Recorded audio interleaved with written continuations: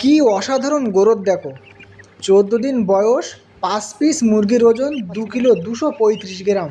তো আজ 14 দিনে মুরগির ওজন হলো 447 গ্রাম। রাধে রাধে বন্ধুরা, আমি সুমন আর তোমরা দেখছো পোলট্রি ফার্মিং বাই সুমন। তো আজ আমার মুরগির বয়স 14 দিন। তো বেশ 14 দিন মুরগি ভালোই আছে, কোনো অসুবিধা নেই। আর আজ মেডিসিন বলে তেমন কিছু চলছে না।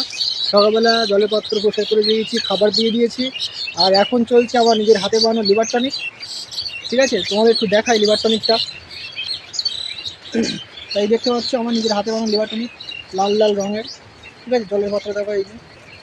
ঠিক আছে, আর সবাই বলে থাকে বর্ষাকালে নাকি বাড়িতে মুরগি চাষ হয় না।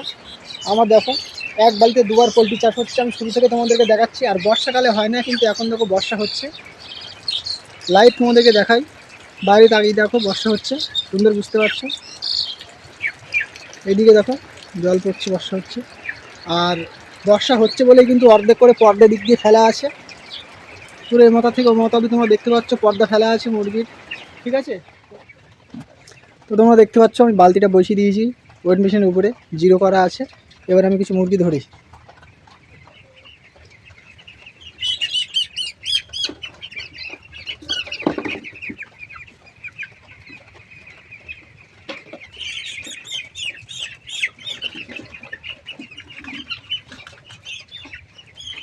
তো মোটামুটি 5 পিস মুরগি ধরেছি, এর মধ্যে তোমরা দেখে নাও। এই যে 5 পিস, তো বসিয়ে দিই।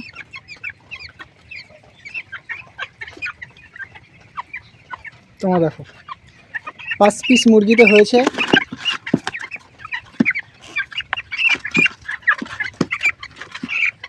2 কিলো 235 গ্রাম।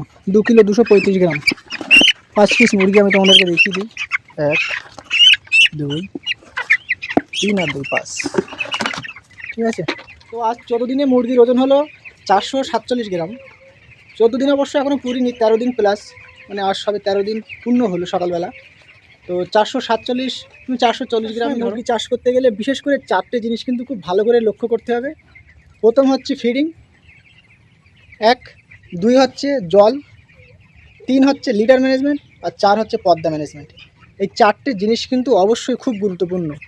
প্রথম কথা হচ্ছে ফিডিং তুমি দিচ্ছ। দেখো ফিডিংটা তোমার একবারে প্রথম মুরগি ঘরে ঢুকলাম আর ঢুকেই পুরো ফিডিংয়ের গলা সমান করে ফিড দিয়ে দিলাম, এরকম করলে হবে না। ফিডিংটা তোমার কম করে 2 থেকে 3 বারে ব্যবহার করতে হবে। সকালে 1 টাইম দাও, বিকালে 1 টাইম দাও, আর সন্ধ্যে কিংবা রাত্রে 1 টাইম দাও।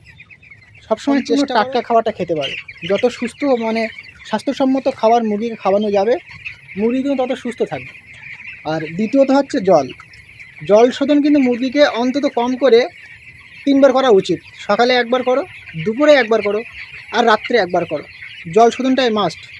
আর মুরগির জলে অবশ্যই লিভার টনিক ও বি কমপ্লেক্স ব্যবহার করো। লিভার টনিকটা ব্যবহার করলে মুরগি লিভারটা খুব ভালো থাকবে, পেট পরিষ্কার থাকবে, মুরগির হজম ক্ষমতা ভালো হবে, মুরগি খাবে ভালো।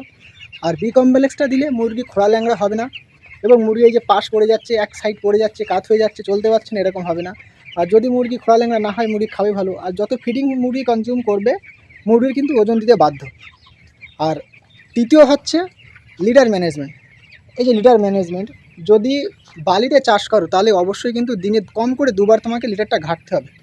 এই যে আমি সকালবেলা ঘেটে দিয়েছি, আবার কিন্তু বিকেলের টাইমে লিটারটা ঘেটে দেওয়া হবে। ঠিক এইভাবে, মানে আঁচড়া দিয়ে হোক বা কোদাল দিয়ে হোক, তবে আঁচড়া দিয়ে সব থেকে ভালো হয়। যে যেটা ব্যবহার করছো সেটা দিয়েই করো, কিন্তু লিটারটা অবশ্যই ভালো করে আঁচড়া দাও, তাহলে কিন্তু অ্যামোনিয়া গ্যাসটা হবে না। আর অ্যামোনিয়া গ্যাস না হলে কিন্তু 90% মুরগি সুস্থ থাকবে, রোগ আসবে না। এটা কিন্তু খেয়াল রাখতে হবে। আর সর্বশেষ যেটা, সেটা হচ্ছে এই যে পর্দা ম্যানেজমেন্ট।